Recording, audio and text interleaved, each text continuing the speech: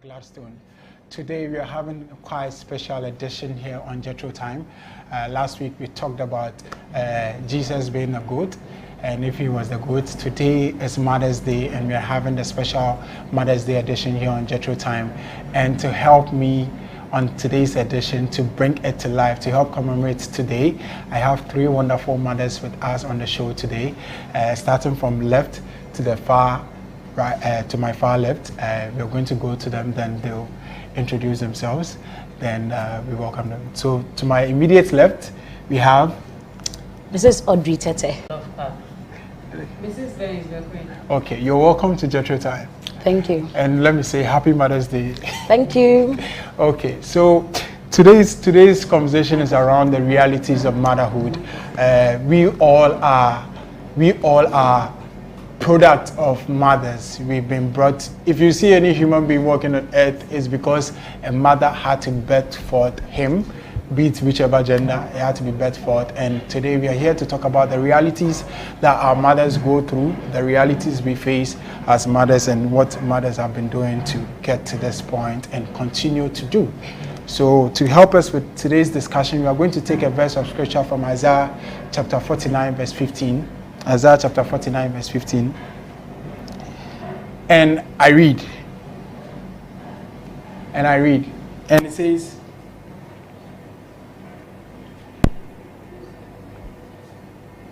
okay. So Isaiah chapter 49 verse 15 says, can a woman forget her nursing child?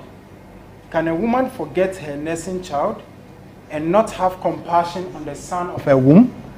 Can the woman forget a nursing child and not have compassion on the son of her womb?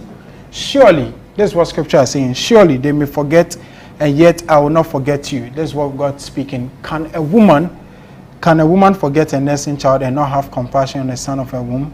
I start with Mrs. Tete.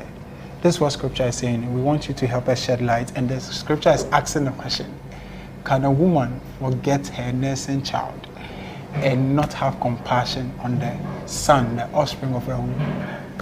Yes. And it also gave an answer to it that surely, you get it, that yes, she can forget, but he will take care of. So yes, mothers can sometimes forget because they are human. So the human nature, plays out that sometimes they forget being mothers and they want to be the real them. So it happens. Wow. Mrs. Jollof Kwaku, to you, what's your thought on this particular scripture? The answer is already there. Yes. We are not perfect. We are all human beings. So no matter what, definitely, in one way or the other, whatever situation it is, you will definitely forget your child. But With the help of God, He will keep them because He is still with us. Okay. Mrs. Kwaku. Sorry, Mrs. McCray. Sorry. Yeah, I also say yes. I'll give an example. There are some instances where mothers get visa to travel. No matter what happened around, whether they are breastfeeding or they have even toddlers, they tend giving them to other people to take care of. So it means that we can forget them. I like your example. I was going to ask, what will make a mother forget a nursing child and the son of the woman? Apart from the example she's given about visa to travel abroad, are there other reasons? Maybe school. School. Yes, let me cite an example. When I married, even on my marriage, the wedding day, I wrote a paper. I wrote an exams. Shark. Yes, it's not that I'm a shark though, but. And then when I gave birth to my first son, 3 days after, I went to write a paper. Wow. So circumstances can make it happen. So you don't have a choice. Can this, if I get the context the scripture is trying to say, it's sort of like to abandon the child entirely. Can there be such circumstance where a mother can say, maybe he's giving birth to the child and just want to abandon the child and want to, what would drive a mother to that, Mrs. Kwaku, what would drive a mother to that point that you just went through labor? You just went through labor. I'll come to the question as to how labor is like. But you just went through labor, and after your labor, literally, after your labor, the toils and the offspring of your labor, you just abandon it. What will make a mom get to that point to want to do that? You know, at times we keep hearing stories where women go and dump their children on the husband or on the man who was supposed to be the father of that child. It may be, somebody will say, the man is not taking care of me, or throughout my pregnancy, I had to suffer alone. So now that I've brought that child, take it.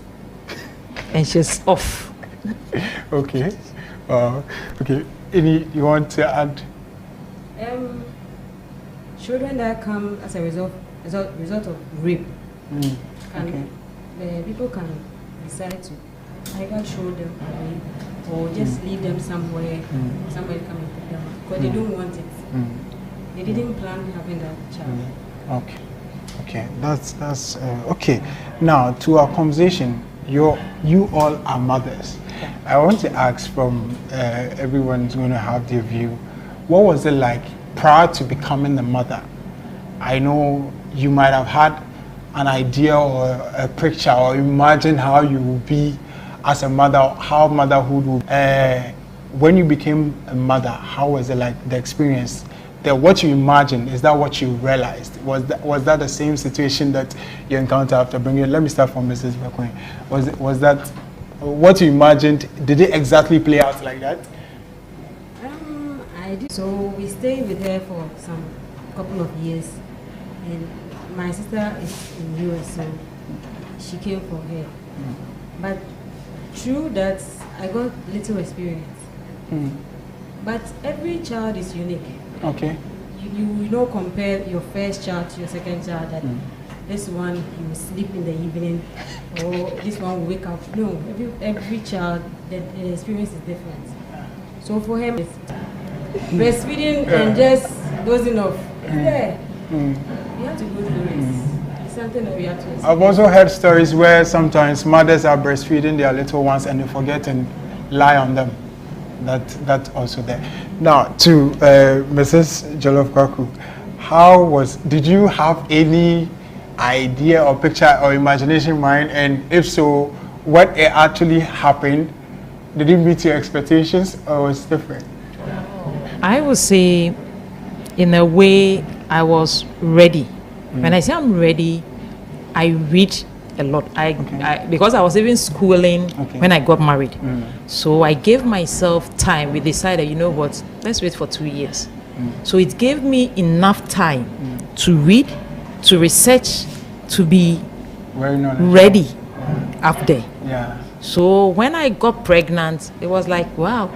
So even during the labor ward, when it came, I was like, wow, God. So this is what was in me. So to be frank, I praised God a lot. I was like, wow, this is marvelous. Oh, I enjoyed that. I enjoyed the moment. Okay. Yeah, Nice. because I was ready psychologically. So it helped me. It calmed me down. Though my mom was there, but she was the busy type. So before she would come, I've bathed my child. I've done everything I need to. Then she was like, you being the last one, I don't expect you to know this and that and that. But I schooled myself through books and through the internet. So psychologically, I was prepared. Wow. So that helped me. That's nice. That's nice. Wow. Okay. So to you, Mrs. Tete, how was it? Any pictures you had in mind, any imaginations, and how did it turn out? Yeah, for me, I had the opportunity to serve a family. Okay. After school, I stayed on for about close to 4 years. So when I went to meet that family, they had a son who was like 3 months old. So I helped, nurture the child, and she had 2 other children. Yes, so I was kind of like everything in the house, because the mother was a busy woman. She wakes up very early, she leaves, and then come home very late. So it was kind of me doing virtually everything. Even what to eat, it would have to be me, because the woman would not say anything that, okay, I want this or I want that. So it's kind of like a practice that I even had, experiences about, child, nurturing a child, till, and unfortunately for me, the son did not walk early. Oh. Yes, he crawled with his buttocks. Okay. Like, he didn't use the hands or the legs to walk. So almost getting to 3 years before he walked. Wow. So you can imagine, going this was through intensive intention. Yes.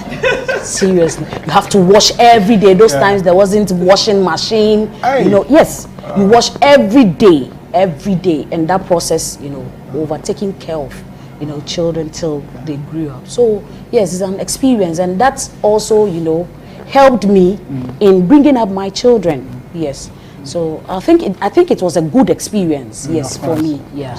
That was a very intensive intention. I tell you. An intensive one. If there was a graduate course, you'd have left with your certificate. Okay, so now when it comes to we've talked about the biological process. I can't forget this question. How was labor? How was labor? For the men and the young men that will probably be watching this video, who are intending to get married or married and trying to have children. How is it? Or even ladies that are yet to even conceive. How I believe the experiences vary from person to person. So starting from Mrs. Tete, how was labor experience? Labor. Now we are smiling about it, but wasn't that well? Yes, those times it was. My first child, I think the labor period was quite long. Yes. Because maybe the system was now getting adjusted, to, bringing out the child. Yes, so from night when the water broke, then we rushed, to the hospital. So throughout the night into morning, I gave birth in the afternoon. So you can imagine, the pain. Yes, but subsequent ones were quite fast. Yes, before I knew it, I had given birth. I remember the second one. I had come to church on a Sunday. I even went to cook banku. I was cooking banku when the pain, started. Before I got to the hospital, within 10-15 minutes, I had given birth. The third one too, she just came so fast. I was, I work with pastors, so we had a seminar. And I just said, that Friday I'd wanted to go for a checkup and come back. So I took my bag, went to the hospital, and then the doctor saw me. He said, you look kind of as if you are going to give birth today. I said, okay, well. And then he checked and he said, you are about 3 centimeters, you know. And I said, oh, wow, really? I'm not really feeling any pain. Then he said, oh, then you have to start, you know, gathering your stuff up. Would you want a referral to Kolebu or, you know, because I normally do Kolebu. Then I said, okay, referral would do. So he gave me the referral. Then I said, oh, let me get back to the office, you know, wrap up, tell my pastors, my bosses that, oh, I'll need to go. I didn't get to the gate, the premises. The one pastor had to rush me back to the hospital. Before my husband could even bring the items, I had given birth. So, and I think like, you know, what we profess or what we speak, you know, works. You know, what you say in the time in which you are having the pains and whatever really, really counts. Giving thanks was what I was doing. Jesus, thank you. Even though the pain was, you know, but Jesus, thank you that it is settled, that it is done. You profess what you want to see. You have a healthy child. Sometimes, even in the times of that pain, you might not remember, but try as much as possible. It should be a conscious effort that I want to give thanks in this situation that I am in. Despite the pains, I want to give thanks. And then you should be fine.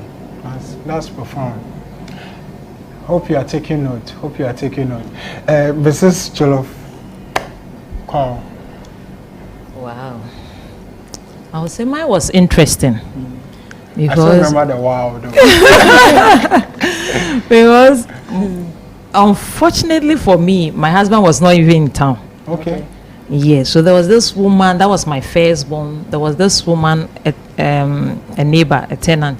So she would call me to. She's not able to mention. She would say, hey, to, Obuleba. Then I would say, oh, when mommy, don't worry. Yeah. The day I will go into labor, that day my husband will arrive. And she was like, hey, Sanjin, you're dying. And I would say, yes. Yeah. I do everything like I wasn't bothered. Yeah. So luckily for me, and God performing his word, my husband came Saturday dawn. Sunday morning, I was in labor. I didn't even know. I was there. I saw blood. I was like, gee, bakwe nuku. So he was like, So I have a friend at Kolebu. I called her. I said, Annie, this is what I have experienced. They said, just go to the hospital. You may be in labor. I said, really? He said, yes. So Sunday, I just walked to Carnation Polyclinic. I was checked. Then the woman said, oh, you are in labor. Luckily for me, it's like menstrual cramps.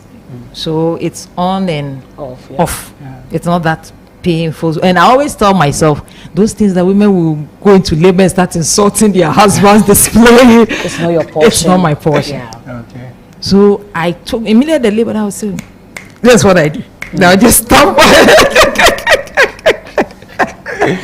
Anytime I feel that pain, then I'll just do this. Then he was like, are you sure you are in pain? I said, yes. But because I have told myself that I wasn't going to scream, I wasn't going to. So when I got to the nurses were like, oh, you are very small. But my husband should go back with me and have sex with me. I was like, what? What are you people saying? They said it will help lubricate the place and at least it will expand. I say, while in the pain. So we looked at each other and we started laughing. I told you know what? Let's go for a walk. So we went around. You could see people have clothes from church. Everybody, hey, I don't know. And we were just chatting, smiling. But because the way I was walking slowly, I wasn't in a hurry. So around 3, we got back. I told you I want to give birth immediately I get there. I don't want them putting their hands. So let's wait. He said, hey, we are sure, don't worry. So when we got there, the nurses were like, hey, you are 7 centimeters. So just lie down. So I was there. I would just be declaring, praying within me.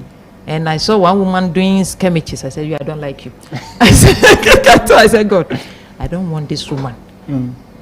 to be my midwife. I saw a young lady very nicely, and the way she was even speaking to you gave you some calmness. So I said, God, when it's my time, I want this lady. And surprisingly too, when it was my time, that woman got up to go and attend to somebody else. And the lady came back to me. Wow. And I delivered, because it was my first time, so I got some tea. She said, I'm coming to stitch you. It's very painful. But you know what? Just try. I said, don't worry.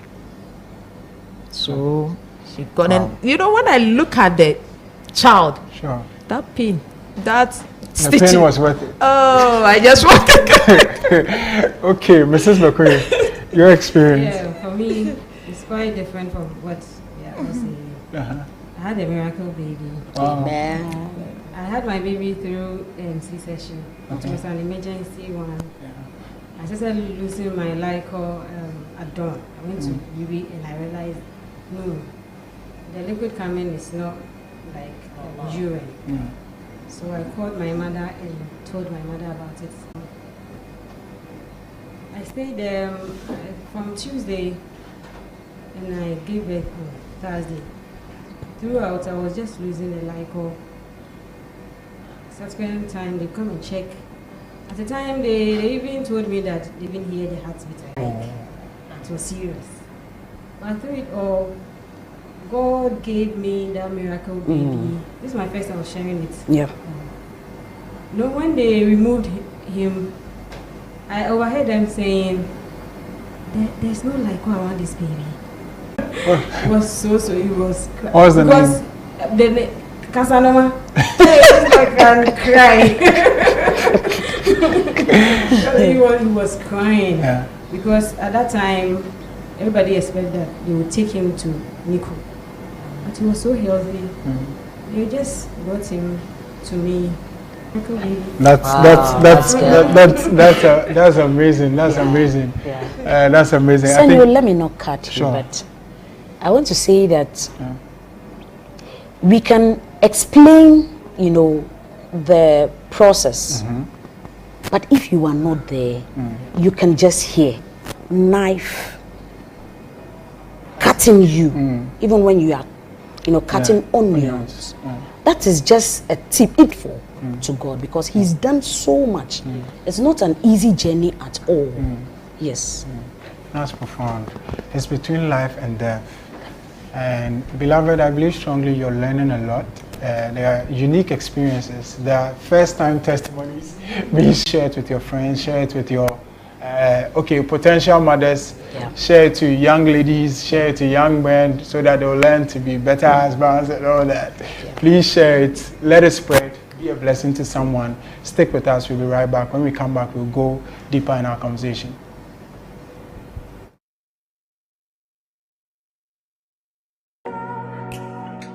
I switched to alkaline water. It's called Kangen. So it's a water ionizer. You hook it up to your tap water, and then it gives you antioxidant-rich alkaline water. So you just press a button, and in seconds it gives you the pH's different levels for beauty water, for drinking water, for cooking. It hydrates, it helps with your appearance, it detoxifies the body. Just overall, it helps your well-being, your mental health. For me, it helped me with my digestion.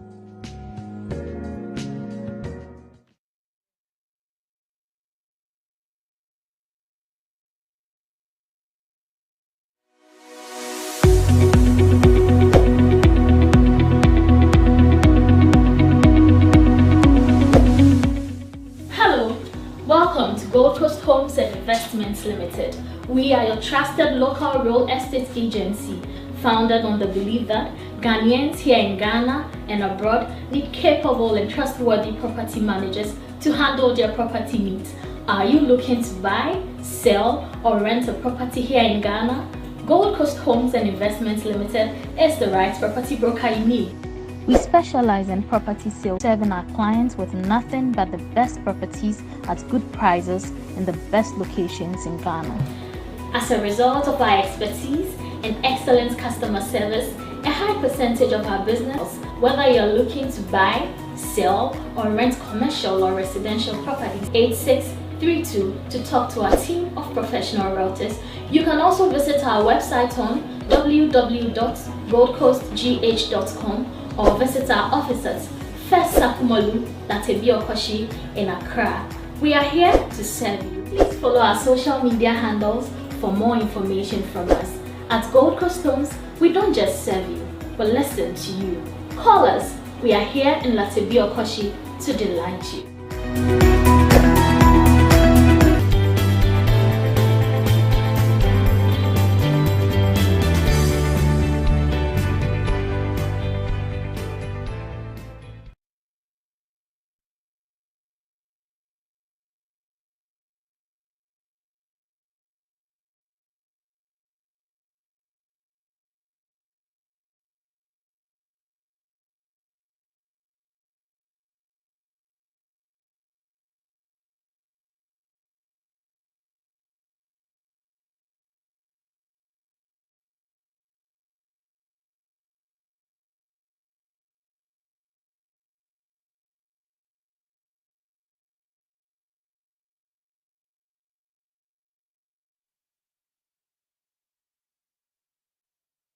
Supporters, Gold Coast Homes, Com-Egg Solutions, Kangen Water, and Runs Delight as well, specializes in pastries. We've been having quite an exciting conversation here regarding motherhood, and today's topic is realities of motherhood, and we've had first-hand experiences of how the birth child has finally been brought forth, the nurturing process, and mother's nurture.